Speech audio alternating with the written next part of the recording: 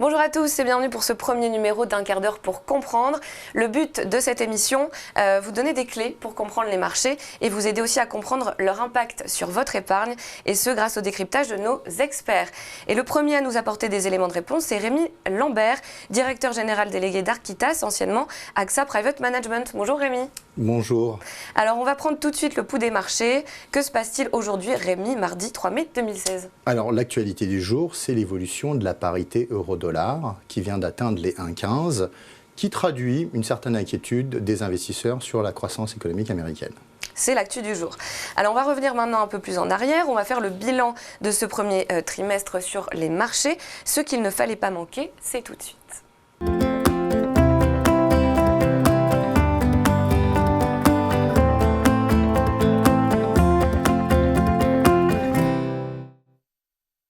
Commencer par évoquer ce qui s'est passé sur les marchés ce premier trimestre 2016.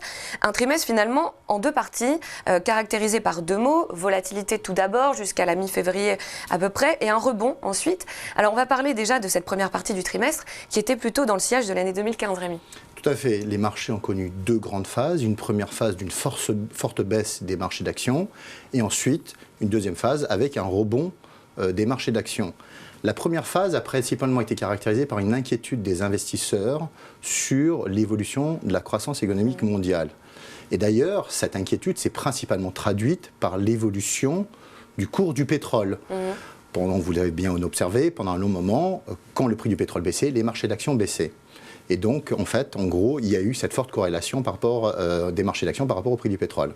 Donc ça, c'était pour la première partie. Et à partir de mi-février, mars, les marchés ont connu un mieux. Est-ce que c'est lié aussi justement à la remontée du prix du baril? Alors, le point important, c'est surtout qu'on s'est rendu compte que finalement le scénario d'une fin du monde, d'une récession forte n'était pas le cas et que finalement l'économie mondiale n'allait pas si mal que ça. Et donc on a pu observer à partir de la mi-février un retournement notamment du prix du pétrole qui s'est accompagné par aussi un retournement des marchés d'actions qui ont rebondi à partir de la mi-février, bien entendu. Alors, le mois de mars a aussi été marqué par une autre décision de la BCE. La Banque Centrale Européenne a baissé son taux directeur de 0,05% à 0%, ce qui veut dire que les établissements bancaires vont pouvoir emprunter gratuitement. Alors, c'est une décision dans la continuité des mesures qui avaient déjà été prises pour rassurer les investisseurs d'une part et inciter les banques à prêter. Pourquoi ça a contribué aussi, cet événement, cette mesure, à confirmer l'inflexion sur les marchés dont on vient de parler?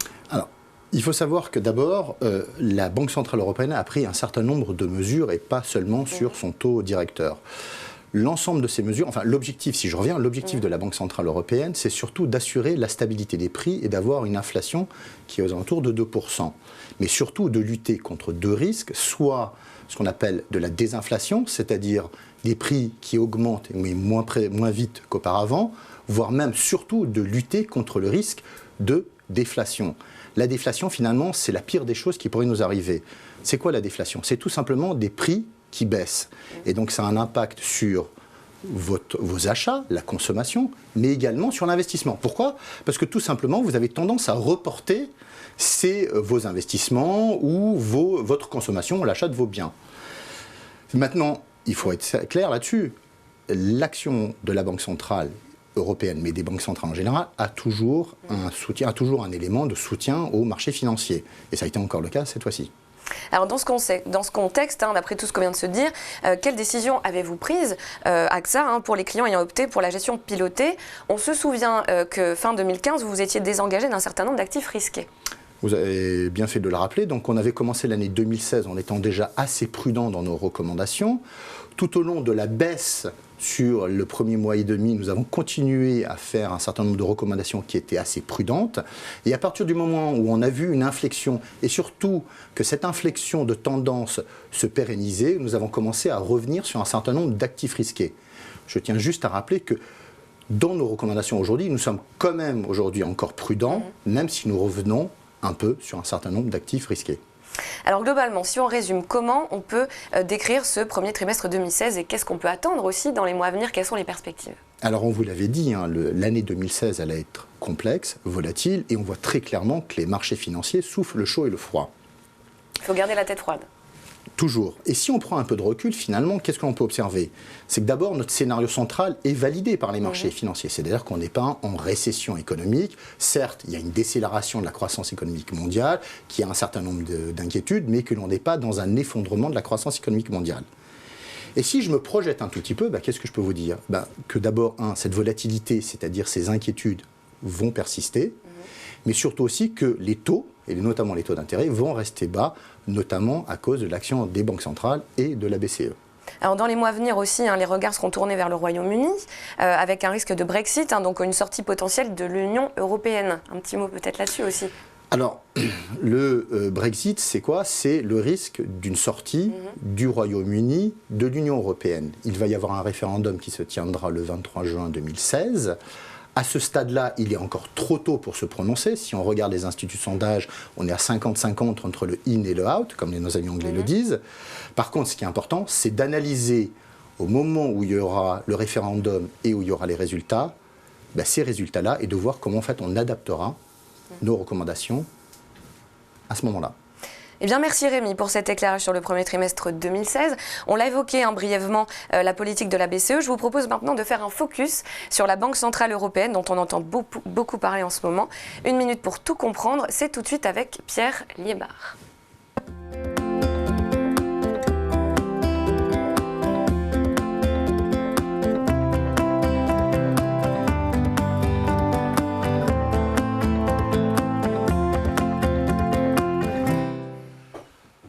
Retour sur notre plateau avec Pierre qui nous a rejoint. Bonjour Pierre. Bonjour Anne. Alors la BCE, tout le monde en entend parler. Mario Draghi fait presque partie de notre quotidien, on peut le dire.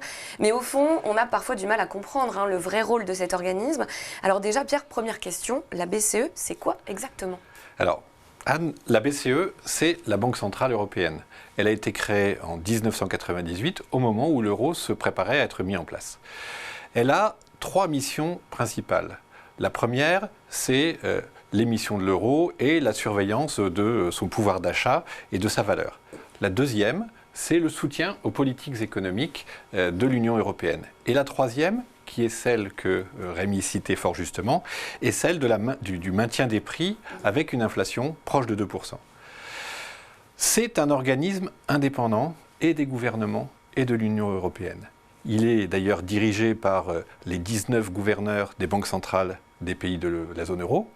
Et il est situé à Francfort, avec son siège, et désormais, depuis mai 2011, c'est le fameux Mario Draghi qui en est le président. Alors, on parlait des 3 missions principales, mais cependant, depuis 2007-2008, depuis la crise, la BCE a dû élargir quand même le périmètre de ses missions. Alors, c'est vrai que la crise a poussé toutes les banques centrales à changer de dimension en termes d'intervention. Pour la BCE, le vrai tournant, c'est celui de mai 2010. Rappelez-vous, on avait des pays qui n'arrivaient plus à emprunter, ou alors à des taux exorbitants. On pense à l'Italie, à l'Espagne, bien sûr à la Grèce. Et puis on avait aussi un réel risque de faillite du système bancaire européen. À ce moment-là, devant une situation exceptionnelle, la Banque Centrale Européenne est intervenue de manière massive pour apporter des liquidités aux banques. On a même en tête, ce qui lui a d'ailleurs valu son surnom de Super Mario, la déclaration de Mario Draghi disant en mai 2012 « La Banque Centrale Européenne est prête à tout faire pour sauver l'euro ». En agissant ainsi, de manière effectivement inhabituelle, il a rétabli la confiance, il a sécurisé le système bancaire et il a évité l'asphyxie de l'économie. Donc ça, c'était les premières sorties des missions de la BCE. Et puis depuis, on lui a d'ailleurs confié la surveillance des grandes banques de la zone euro, de façon à assurer la sécurité du système. Un petit mot sur les taux directeurs peut-être, parce qu'on entend beaucoup parler. Alors qu'est-ce que c'est que ces fameux taux ? Alors, ces taux directeurs, Rémi en parlait, on parle de leur baisse en permanence, mais il faut savoir ce que c'est. Il y a différents taux directeurs. Je pense qu'il y a un sur lequel on peut se concentrer, qui est le fameux REFI, le taux de refinancement de la Banque Centrale Européenne, qui est celui auquel la BCE accorde des liquidités aux banques commerciales. Il est très important parce qu'il a un impact direct sur l'économie, puisque plus il est bas, plus les banques auront la capacité à accorder des crédits aux entreprises ou aux particuliers à des taux favorables. d'un point de vue concret, on peut se dire que si aujourd'hui on a des taux d'intérêt très bas sur un achat immobilier, eh bien c'est en partie parce que la Banque centrale a mené ce type d'action. Alors, c'est d'autant plus intéressant que ce taux d'intérêt, il est depuis mars 2016 fixé à 0%. Alors la BCE a aussi recours au quantitative easing. On entend souvent ce mot sans trop savoir ce que ça veut dire. Ça veut dire l'assouplissement quantitatif en fait. Mais en quoi ça consiste exactement? Alors c'est effectivement une forme d'assouplissement monétaire, une politique non conventionnelle dont on parle beaucoup, qui a surtout pour objectif d'accélérer la reprise de la croissance qu'évoquait Rémi à l'instant. En fait, pour avoir de la croissance, il faut de l'investissement, il faut de la consommation. Baisser les taux d'intérêt n'est pas suffisant. Donc la décision de la Banque centrale européenne, c'est d'apporter des liquidités aux banques d'une manière qui est très simple, c'est qu'elle leur rachète des créances d'État ou privées, et donc elle libère à peu près 80 milliards d'euros chaque mois sur les marchés. Ces liquidités sont là pour faciliter le crédit aux entreprises, faciliter le crédit aux particuliers, avec un objectif qui est finalement de créer un cercle vertueux.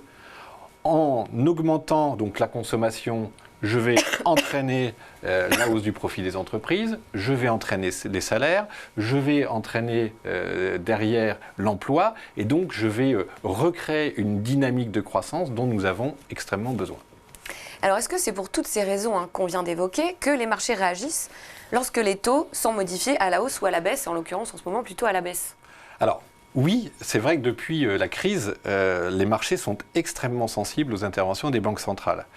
Parce que mécaniquement, injecter des liquidités, baisser les taux, ça a effectivement pour effet de faciliter pour les entreprises l'emprunt, de baisser le coût de ces emprunts d'ailleurs pour ces entreprises, et puis pour les entreprises, toutes ces actions ont eu aussi un effet de baisse de la valeur de l'euro et donc de recréer une compétitivité et donc une capacité d'exportation.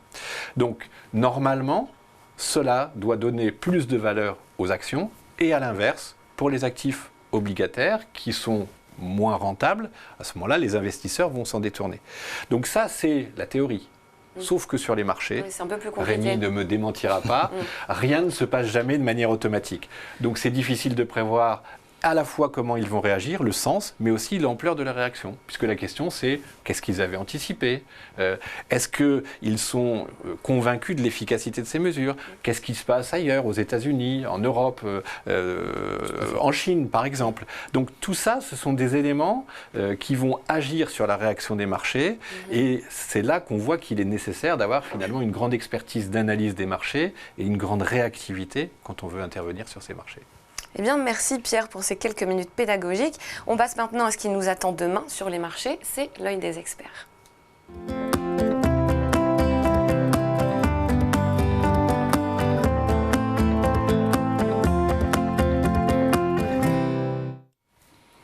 Alors messieurs, dans les mois à venir, il y a quelques événements qu'il ne faudra pas rater. En mai, les investisseurs auront les yeux tournés vers la Grèce et sur les négociations autour de sa dette. Ils seront attentifs aussi bien sûr au Brexit dont on vient de parler. On rappelle que le référendum aura lieu le 23 juin prochain. Et le dernier point d'attention, ce sera les prises de parole des différentes banques centrales et les mesures qu'elles prendront suite notamment à ces deux échéances.